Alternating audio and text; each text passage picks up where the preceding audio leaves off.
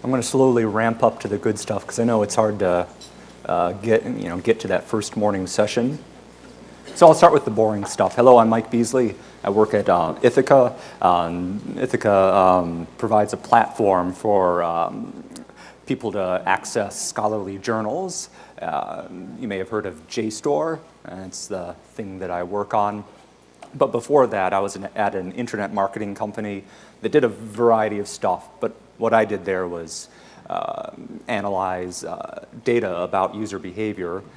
Could be web analytics data, could be survey data, just whatever I could get my hands on, and so we could tell our clients what people were doing on their website. So I was very immersed in the realm of web analytics, for example. So my goal here today is to tell you about, to give you the crash course on how you can approach analyzing the keywords that people search for in search engines or on your site's, the search on your site itself. So looking at it end to end, may not be able to make you an expert on it in an hour, but if you see the whole process, you should have a pretty good idea, and you should be pretty well prepared to go off on your own and start making your own mistakes and slowly coming to grips with it. Oh yes. For people that are just coming in, don't forget, no recordings unless you asked at the front. All right. So at a high level, this is the stuff that we're talking about. We're going to start off with just the brief crash course of what the heck I'm talking about, move on into the act of categorizing keywords, a short section on the practicalities of dealing with all these data, and then lastly talking about how to approach analyzing the data about keywords. We're going to look at patterns that you may see and just sort of give you the foundational questions that you ask of the data. So just as a warning before we go in any further, we're talking about data you get out of web analytics. We're talking about things people search for.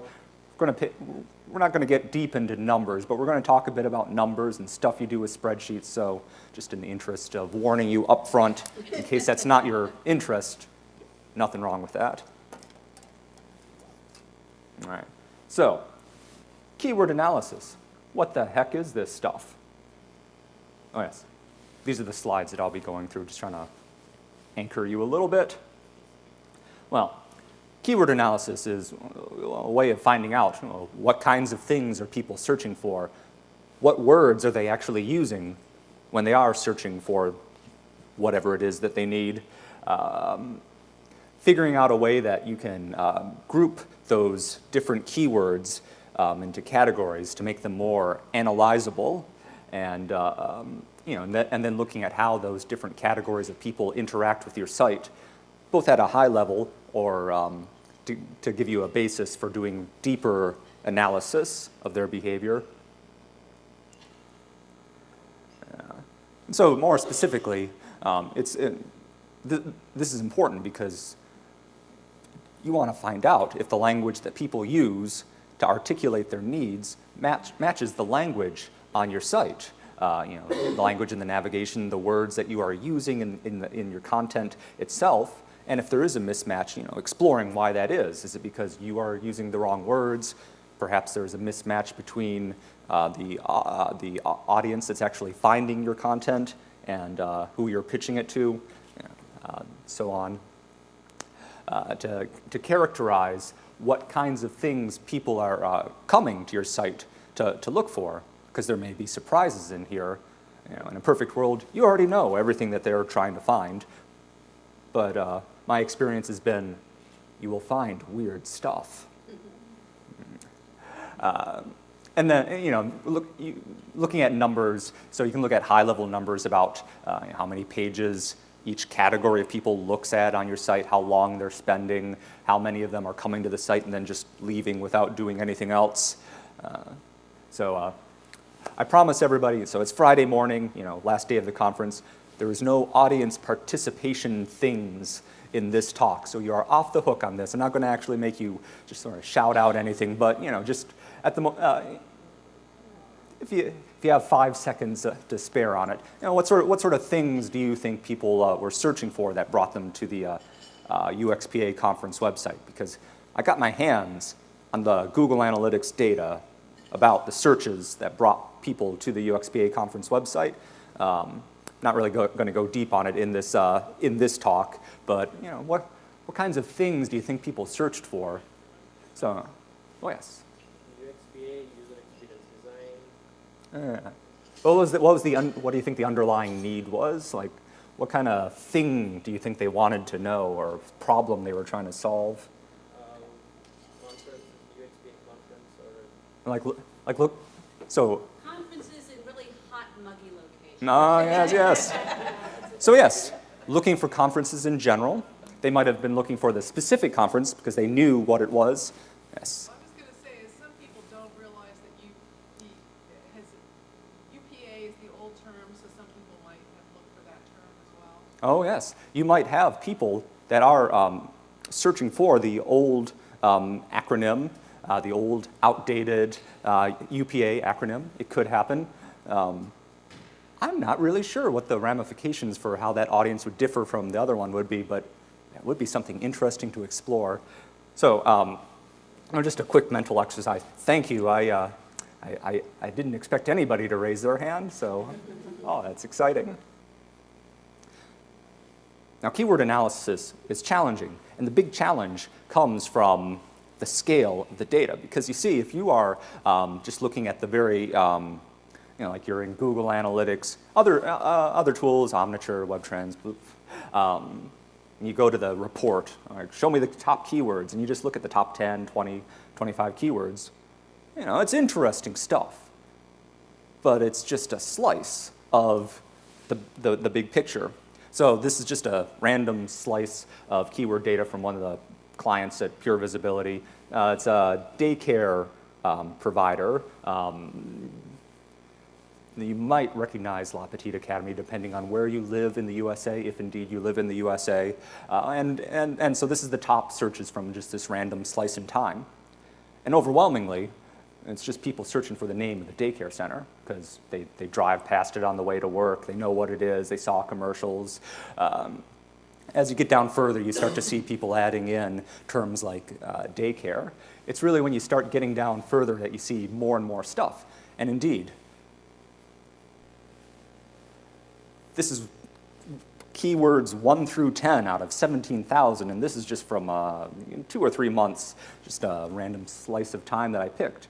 And you see, every time there's some variation in those words, it gets treated as a new entry because the tools that capture these kind of data aren't grouping them up. They're not clustering them in any intelligent way.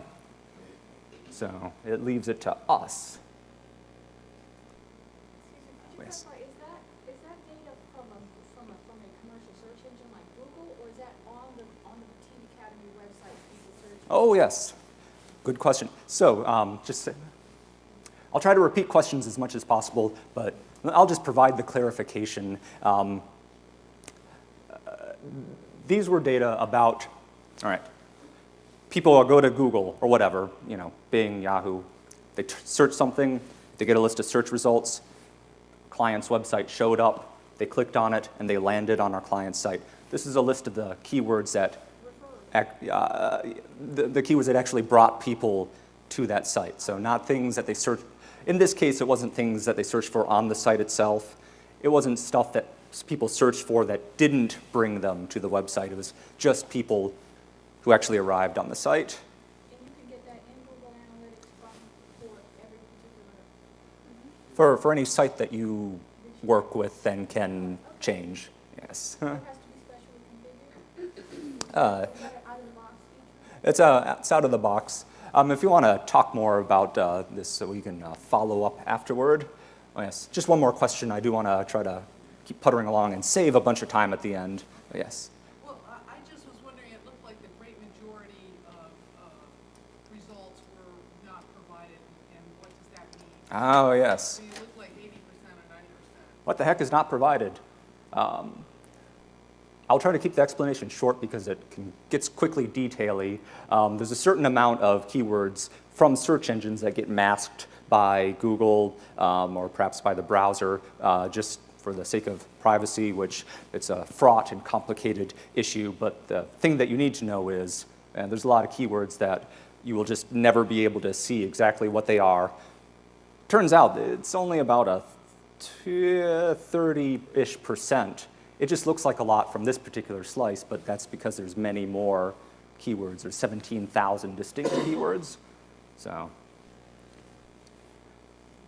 the other challenge in doing keyword analysis is the human judgment component. It's figuring out the right granularity of categories. And ultimately, this comes down to what you know about your users from whatever other user research you've been able to accumulate. It comes from knowing things about your domain, things about your website, and what you're trying to learn from a particular study. For example, daycare Los Angeles. Are these all the same thing? Or are they different searches? Is the geographic component really important? Turns out in the daycare realm, geographic component is really important because you tend to want daycare centers that are really close to home. On the other hand, phone, telephone, mobile phone, cell phone, cellular phone, are these all the same thing? Are they separate things? For one audience, one group of users, they may just all lump them together. They're all phones. Somebody else, they may distinguish between landlines and the portable things. And for a highly technical crowd, there's a technological difference between cellular phones and, cellular phones implies a certain technology, so that they may distinguish it in that way. Yes? Would you say that daycares, that search is from a non-native speaker of English? Was daycare's a search from a non-native English speaker? Probably not in this case, just because of the sheer prevalence of it. It's just But it looks like an odd way to make a plural of daycare. Well, it does look odd. It looks like it implies somebody that is just searching for that. Somebody that calls a particular building that provides daycare, they call it a daycare, and they're just looking for, all right, what are the daycares near me? That's as far as we could ever tell about that. All right, so I already touched on this. You can get these data about the words that people search for in search engines. You can get the data about what people are searching for on your site itself. Both of them are pretty cool sources. There's some slight differences. We'll get into it as we go further. It's very important to have access to these data if you're going to do any kind of analysis of the data. I am a firm advocate of people in the user experience realm having access to web analytics tools. Could be Google Analytics, WebTrends, Omniture. There are more tools out there, and this talk doesn't focus on any one in particular. And for really diving into the data, I recommend a spreadsheet. I happen to use Excel, but I'm not paid to endorse Microsoft Office. But you may also be getting these data off of server logs or some kind of homegrown tool. But man, asking other people for these data can be a real bummer if they're not a cooperative person. All right. And so this talk isn't going to go deep into the nuanced differences between site search data and search engine data. Just know that on site search, they've already gotten to your site, so they already know who you are. Whereas search engine, you're not really sure. They may know who you are and are just navigating back, or they may be just researching a domain in general. The site search data focus more on the success of the search results page, whereas the analytics data about search engine keywords focus more on like the overall success of that person's visit on your site. Yes, and just to wrap up this particular section, foremost, know what your site looks like. And if you are an internal resource working on a website day in and day out, week, month, and year after year, then this is trivial because you know what your website looks like. But in a consulting capacity, it's really important to understand just what your website looks like, how it fits together, how you would actually accomplish common tasks. Because just looking at a table full of keywords and numbers, the data have no context and are therefore just kind of useless at that point. All right. So the subject of categorization, this is where the work begins.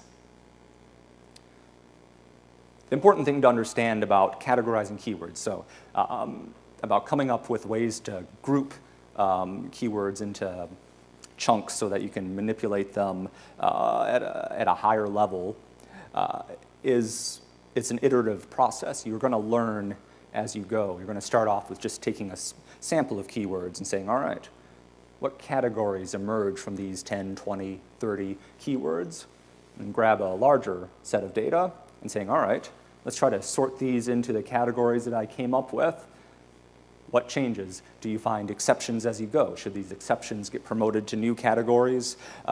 Should you try to just alter the definitions of your categories? And unfortunately, this is one of those things where I can't give you like hard, fast rules, when to do this, when to do that, because it comes down to, again, knowing things about your users, knowing things about your domain, professional judgment. But it will be a learning as you go, because you'll just keep on finding more weird stuff as you go. Another important concept to understand for categorization is, this slide is supposed to have a green section and a yellow section here. So the long tail, some of you may be familiar with it. I apologize for telling you something that you already know if that's the case. So there's this concept, turns up a lot on the internet, the long tail. The idea being that, with regard to keywords, is that you have a few keywords that get lots and lots and lots of searches. These are the head terms. That's, if you think a few slides back, that's the people searching for the name of the daycare center, and it looks like there's just thousands of them. And then you have the long tail, and that's where you have lots and lots and lots of different keywords, and each one is just getting a few people searching for them, and that's why you have 17,000 keywords in that random slice we showed earlier. This also shows up in like the business model, or it's sort of central to why Amazon, Netflix were successful, because they weren't confined by bricks and mortar locations. They could just have vast warehouses of books and movies that very few people were interested in, but because there were so many, all these long tail titles actually constituted a good source of income for them. And just to illustrate quickly, so these are the kinds of things I'm talking about with head terms versus long tail terms. Head terms, just brand names. This is the same client, I think just a different slice of data. Tail terms, thousands of visits. This isn't even the end of the tail. This is somewhere in the middle, like 2 people. And this is where you start, at this level, you start to get to the weird stuff, the things that don't make any sense at first glance. The people that have the people that articulate a very specific need, they're looking for, a daycare center that is in their city or their region of the city. And the act of categorization isn't just taking those head terms, and, which are pretty easy to categorize.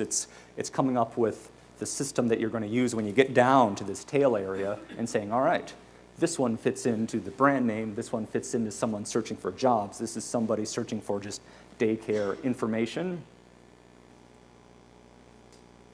All right. So the next few slides, I want to talk about just some common patterns that you may encounter as you categorize things. And these aren't all the patterns that you may encounter, but this can give you a head start on doing this work yourself. So a big activity for categorization is putting together the synonyms, the things that, the different keywords that mean the same thing, or the keywords that functionally mean the same thing, even if they're not in the dictionary the same way. It's people just using words interchangeably. So in that regard, daycare, childcare, they are different terms. We were never able to find out why there was any difference in why people search for one versus the other, and we talked to a lot of people about that and tried to pull that apart. Infant daycare, on the other hand, articulates a different need than general daycare. Infant daycare, it's harder to find infant daycare. Not everybody provides it because there are more stringent requirements for taking care of infants. Thank goodness for that. Over there, you have the UXPA 2013 scholarship, UXPA Hero Student 2013 Hero Scholarship. These were all people that were probably searching for roughly the same information, but they articulated it in different ways. And so instead of having different, treating them as separate keywords, what we're going to do is start, grouping them into a single category. Later on, we'll look at how you can then start to get a better view of the analytics data around those people. And then further on, tissue, facial tissue, Kleenex, they could be the same thing for one audience, different for another audience. Cloud computing, software as a service, they're different things, but for a very uninformed crowd, they might just lump them together because they don't really think about any difference between them. On the other hand, grouping together misspellings and variations, that one is way easier to puzzle out because you're almost always just grouping together things where it's either people introduce typos or there's no agreed upon way to spell it, as in the case with email where these people all meant the same thing if they were typing that in. It's just we haven't yet arrived on the one way that we're going to spell that word. Also, there are a lot of variations in how to spell the word scholarship in the UXPA conference data. Actually, no, I'm going to apologize right now if I inadvertently show anything that somebody actually searched for to get to the conference website. I won't ask you to identify yourself.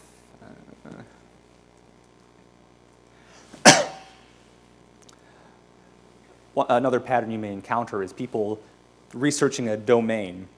That's as opposed to somebody that is looking very specifically for something. So researching a domain could mean somebody that's trying to figure out what kind of phone to buy. They're trying to look for UX-related conferences or conferences in hot, humid places. They just happen to find the UXPA conference. Or it could be those people that know that something exists and are just trying to find it, such as they're just looking for the winners or the scholarship or the information about the scholarship. They know it exists. They're just trying to find it. This can really come up in an e-commerce setting where you have people move from researching products in general to selecting specific products to finally purchasing something. And so that may turn up with regard in the form of pluralization versus singular, attaching the word reviews or best to a keyword, like best seller, best mobile phone, something like that. And something else that you may encounter as you're studying keywords is jargony words, abbreviations, acronyms, things that are markers that this particular user, group of users, is experienced, knows things about this domain. So if people are actually searching for UXPA conference website, then they probably know what the UXPA is, or they've heard about it in some way. On the other hand, well, nope, strike that example. This can often imply this may imply that a navigational search as well, or just means that it's a user that's really knows a domain very well and is just knows exactly what he or she is looking for. Oh, yes. And if you haven't read Site Search Analytics and you found this talk in any way interesting, I recommend this book. It focuses on site search itself, but it'll be helpful for researching search engine or for analyzing search engine keywords as well.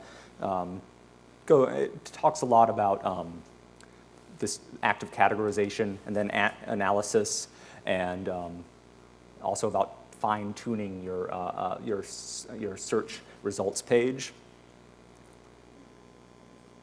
I think I could give this slide a better title, and I apologize for that. The thing I'm trying to capture here is take notes, write down the rules that you actually come up with. Like if a keyword contains this word, like jobs or careers, it goes into this category. Because the thing is, if you are working alone, well, you can keep this in your head, and that's fine. But if you're sharing this work, if you're giving it to a team of interns that works for you, you want everybody to try to categorize in the same way as much as possible. If you get interrupted, come back to it 2 weeks later, you want to pick up and just get up to speed quickly. Also, it's the case that if you get challenged later on, you've taken notes on what you did along the way. Also, if you know a programmer who's willing to work for you, you can actually do a lot of this categorization stuff programmatically, or if you happen to know how to work with like Perl, regular expressions, that kind of thing. And these are the kind of requirements that you'd want to hand that person. It's a possibility. It's not a perfect solution either, because the computer is not as flexible as we are, but it can help you crunch through a lot of keywords. All right. This can be a pretty short section because it's possibly the most boring section, which sounds very down on my own talk, but we're talking about spreadsheets and moving around stuff. And the thing is, if you look at slides later, or if you review the recording of this later, this is an integral part of the discussion, but it's also the least interesting because it's moving stuff around, but important. All right. So I already touched on this. You're coming up with initial categories, and this is you going into web analytics, site catalyst, what have you, and just looking at the top search results and saying, all right, here are some of the things that emerge, and taking notes on a piece of paper next to you. And really, you stop doing this, do it on the first 25, maybe 50 keywords. Really, it's when you stop coming up with new stuff as you work your way through the head terms, when you start feeling like you're wasting your time. For example, here are some of the things that I just turned up during my first pass when looking at the UXPA conference website. Just people searching for specifically the UXPA conference. There are people searching for that scholarship, right on. It wasn't just people searching for Carol Smith. It was actually a lot of people were searching for specific individuals that were in the program somewhere. So I put together a category of people that were doing people searches. There were some people looking for registration information, and then a healthy dose of people looking for, they were clearly doing some research on user experience, and the UXPA conference website turned up for their search. All right. After you come up with these initial categories, that's when you that's when you start downloading a larger data set. And I'm not sure this is the most instructive of slides, but I wanted there to be something instead of a blank page at this point. But regardless, this is where you start getting a big spreadsheet, or where you start asking the analytics person in your organization to give you the big list of keywords. Because the thing is, you come up with these initial categories, but those are just the head terms. It's a very skewed impression of what your keywords are all about. Here's where you start to get to the magic part, and by magic part, I mean the hard work part, where I hope you do have interns working for you. You're going to be categorizing words, which means you have a big table of data, keywords, metrics. There's more than this, hopefully. Your analytics tool will for each keyword provide metrics about how much time those people spent looking at your site, how many pages they looked at, how many times they refined their search or left your site after doing a search, depending on your tool and what specifically it was measuring. You're going to be putting a category onto every one of those that you can get your hands on. Manually? Oh, well, oh yes. Somebody's going to do it manually. Yeah, somebody is going to do it. 17,000. Or more. And let's see, do I have a slide on? Nope. In my tutorial on Tuesday, I got more into the how-tos of how to handle that problem, but the short answer of how to handle doing that kind of work manually is making good use of the filtering functionality in your spreadsheet tool, just doing a search for, all right, show me all the keywords that have jobs in it, typing in the word careers, and just dragging that category across multiple cells. And this is why, if you have the chance to work with a programmer to crunch through that set of data, it's very helpful. But yes, this can be a 1 or 2 business days operation. Not, you can spread it out a bit. So it can be very intensive. You might look at smaller slices of data. It really depends on how much data your site is accumulating. And ultimately, you're using, you're going to put this table back together so that instead of having 17,000 rows, you're going to have 10, 20, 25 rows. You're going to use a pivot table to reshape that, all your data, so that you're just looking at categories, and for each category, just saying, how many people were, how many visitors were in each category, how much time they spent, how many pages they looked at. So if you are not a spreadsheet master or even a spreadsheet moderate, pivot tables are good stuff, and I highly recommend looking into them. They may change your life depending on how much you work with data. They may also be a source of frustration, but that's just the way things go when working with tools. All right. So yes, I apologize for the glossing over the most boring of spreadsheet details. If you do have specific questions, I'd be happy to address it at the end of working through that, or at the end of this talk.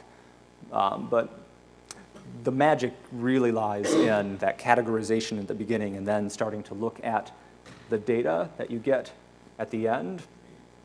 And so we're going to start to look at some, just a few numbers to serve as examples. But really the heart of analysis isn't if you see this, it means this. The heart of analysis is in asking questions and trying to find the story behind the data.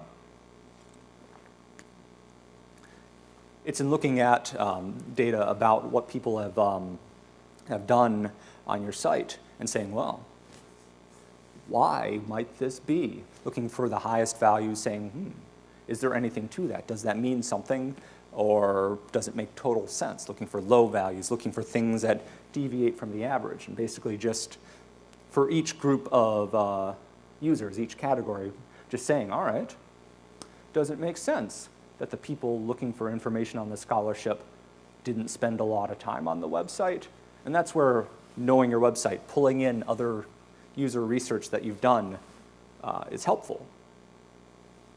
In the end, you're just inferring things about behavior, but that's where you triangulate with other kinds of evidence, or you follow up with other user research activities, things like usability testing, surveys, other tools that you have at your disposal. So one of the first and most basic things that you get out of this process is by looking at the full breadth of keywords that bring people to your site, you're able to say, well, how many people are looking for these different things? So I took a look at the UXPA conference website, and I wanted to do that because in this room we will all kind of understand what that website is about. That website went online in the middle of April, something like that. So it's not the most interesting data set to work with because it's not a lot of traffic, it's not a lot of time. So as it turns out, a lot of the keywords were blocked by Google or people with privacy settings on their browser. And a lot of folks really just were looking for UXPA conference website. If you're looking at your own data, in an e-commerce context, you may have lots of categories if you have lots of products. If you have lots of different kinds of information on your site or lots of different kinds of users, you may have more categories and more people in each category. So, oh yes? Is it safe to assume that the not provided, whatever terms are in the not provided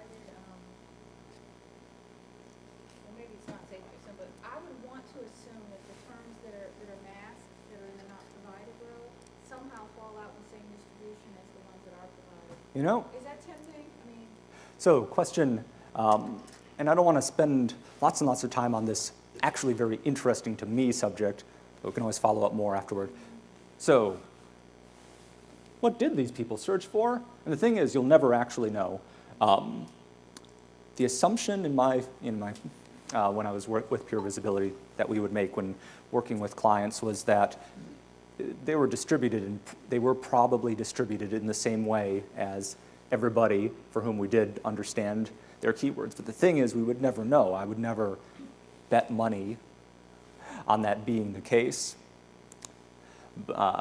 In the end, they were just kind of a black box, and the only way that, and the only reason I would just use that, assume they have the same distribution is sometimes if you're talking to stakeholders, they get really bothered if your numbers don't add up to 100%.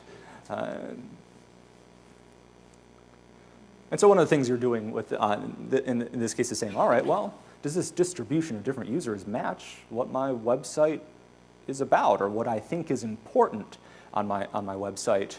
You know, so in the case of our conference website, you know, a very small amount of people looked like they were doing research on UX topics.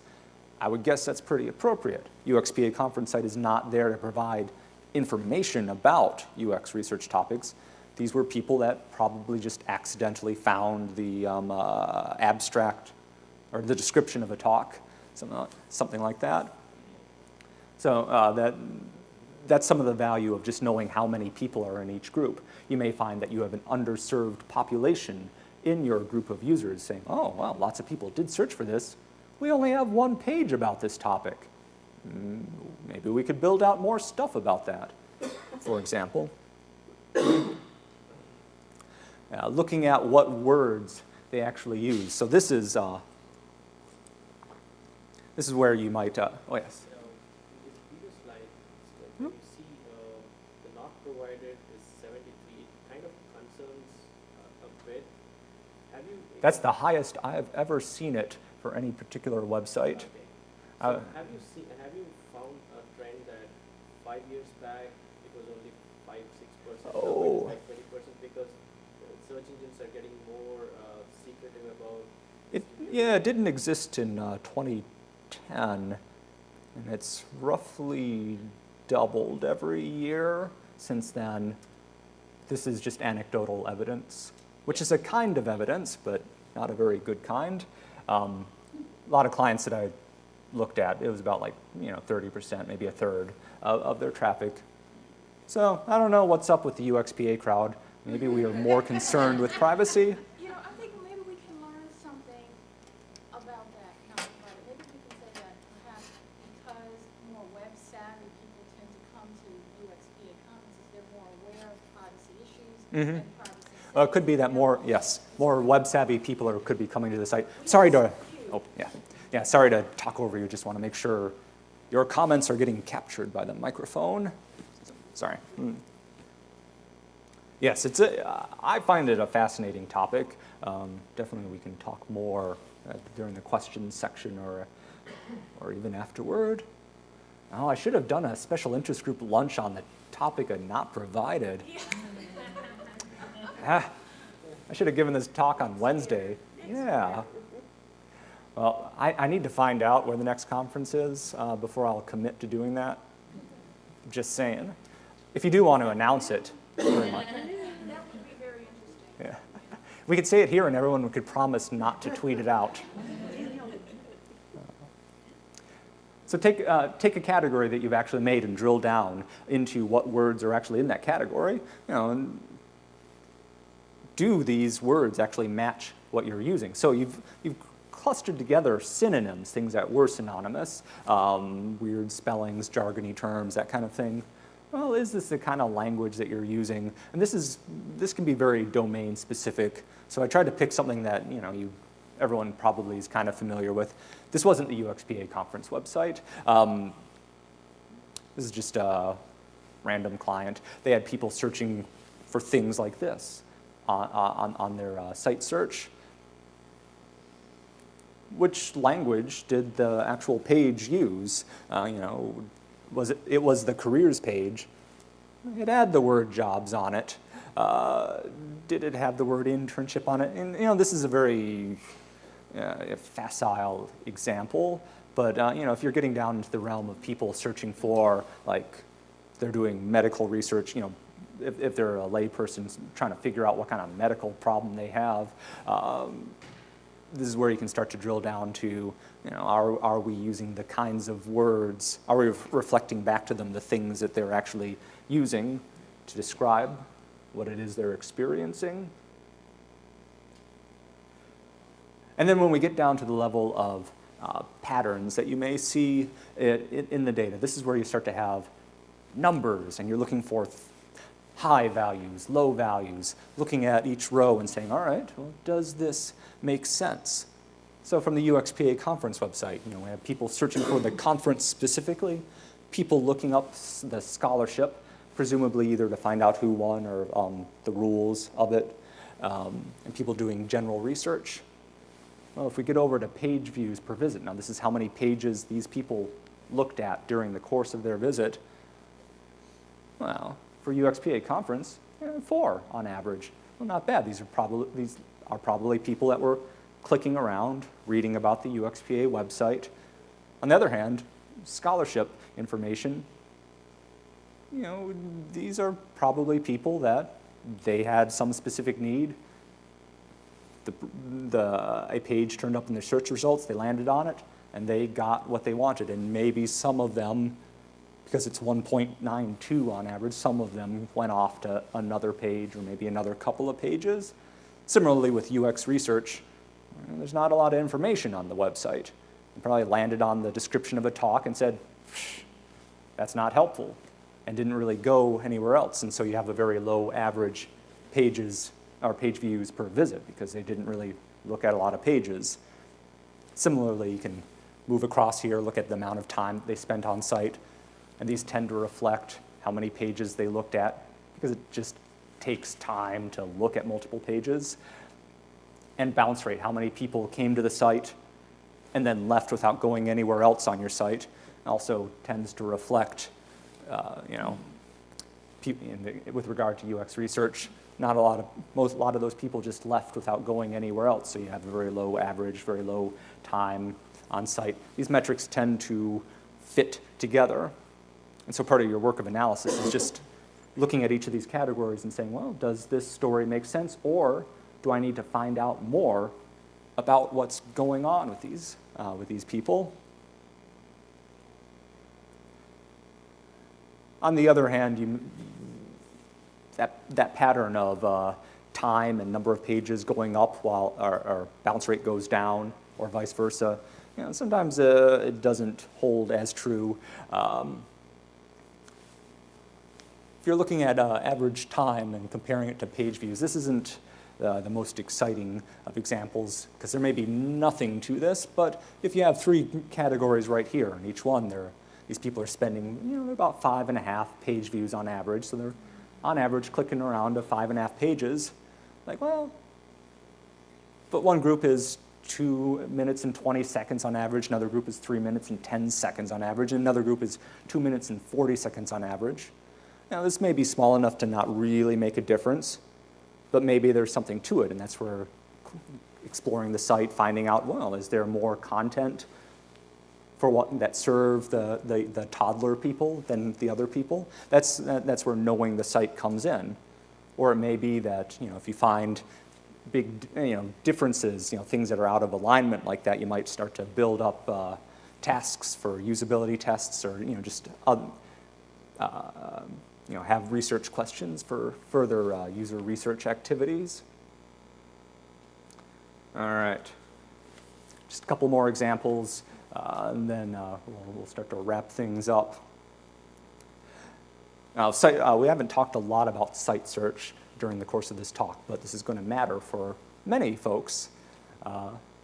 It's if you're a e-commerce site with a lot of people searching, or if you're like a platform serving up scholarly journals to people, then you have a lot of folks searching for stuff on your site, and the metrics related to site search tend to be more about the success or failure of that search results page. And so I highly recommend, if you have site search on your site, just finding out what kinds of data your analytics tool provides you with. Because, oh man, search is important. And if you're not paying attention to it, I recommend that you do.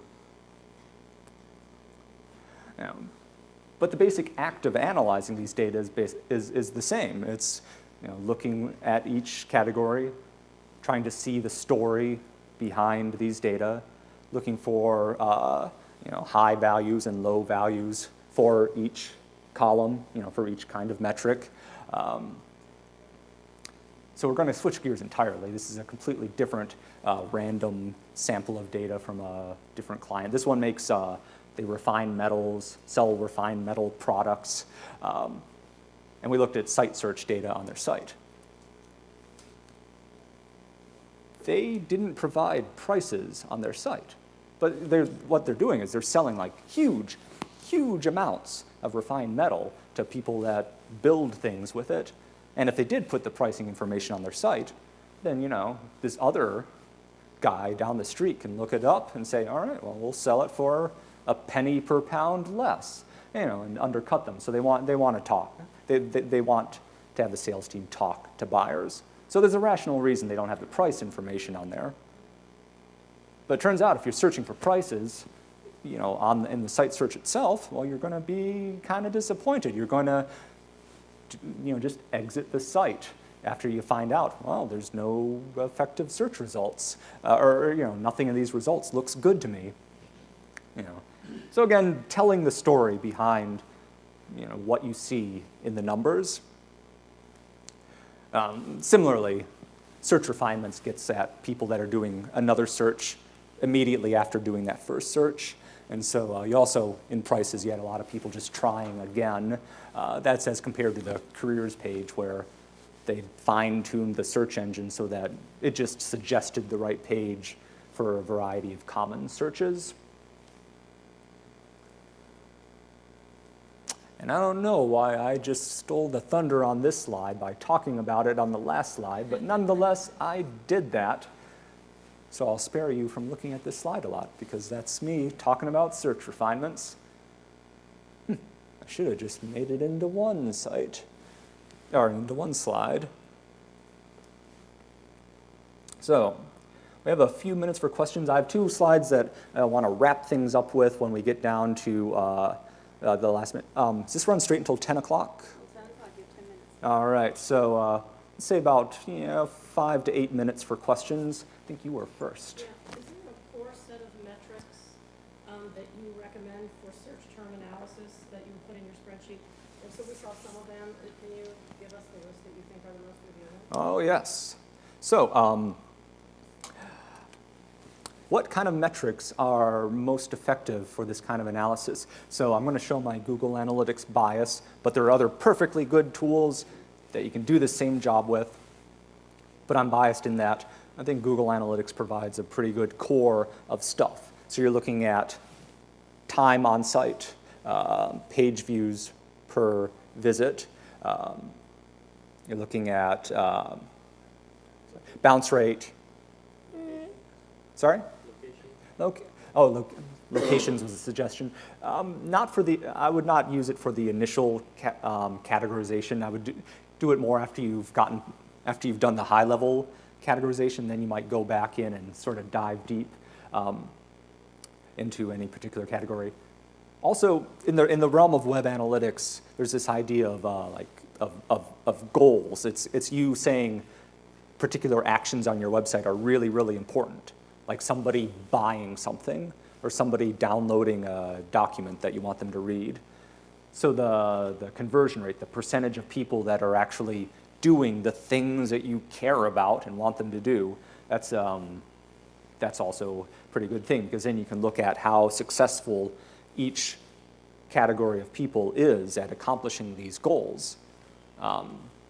So those are probably at the heart of it. And if you're doing site search, then you saw them earlier, things like search refinements, the percent of search exits. So I understand that this is like an ongoing process, like you always have to, so you do a periodically, like every month I want to go and see how my analytics are, Hmm. then analyze and then fine tune your site. Yeah. So what kind of frequency, how periodically do you do this work? Well, as a consultant, my experience was getting the big data set, looking at a year just to try to cover any seasonal changes in behavior and working with that, which was quite a chore because that was a lot of data. But we were able to provide insight from it. I don't have a lot of experience with doing it on a very regular basis, but I think that's something really worth exploring. Actually, just trying to get the regular program of doing that. You might get it really good and streamline the process. So, I'm sorry, a question there? I was just going to suggest, I'm an internal person, I do this every month, and because I do it every month, I'm really familiar with it, so it only takes me like an hour or two, and then I talk with our content team, and we talk about other things we need to change or add or, promote seasonally, for instance. So once you do it a lot, it doesn't take as much time. And you're also looking at a smaller slice of data, so it doesn't take as much time. And then you can also compare it month to month or year to year. And I think it also depends on the business, right? Like if I'm more of a seller, then I would like to do it like that. If I'm like a conference website, then I would like to do 2 months in advance the conference and 1 month once after the conference, so I get a trend for the next conference. Yeah. In the tutorial on Tuesday, we talked a lot more about UXPA conference website, with one of the main suggestions being we need to keep these websites online for as long as possible and accumulate data and try to get it up as early as possible, which is trivial to do, obviously. Yeah, just like flip the switch earlier. No, I'm sorry. Way back there. Oh, I'm sorry, it's you. You're way back there to me. Going back to the idea of the long tail, Mm-hmm. is it subjective where the head ends and the long tail begins, or are there any good rules of thumb to sort of determine where that break is? What constitutes the boundaries of the head? Where does the head where does the head end? I don't know if there is any formalized structure around that. I always thought of them as more conceptual, just ways of understanding the difference between the kinds of data you get at one end versus another, although you could invoke like some kind of 80-20